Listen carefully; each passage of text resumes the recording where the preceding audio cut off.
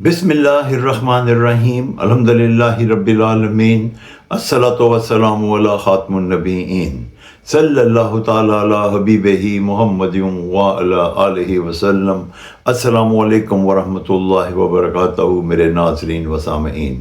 میری آج کی حدیث امام المرسلین خاتم النبیین رحمۃ للعالمین حضرت محمد صلی اللہ علیہ وآلہ وسلم کا ارشاد عالی شان کہ جو کوئی کسی روزے دار کا روزہ افطار کروائے تو اسے روزے دار کی طرح کا یا مجاہد کی مثل اس کو ثواب ملتا ہے۔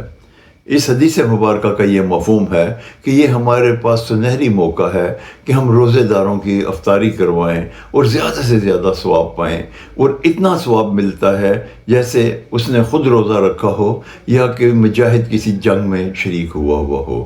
اللہ تعالی ہمیں زیادہ سے زیادہ روزے داروں کی افطاری کروانے کی توفیق عطا فرمائے، آمین یا رب العالمین۔ السلام علیکم ورحمۃ اللہ وبرکاتہ۔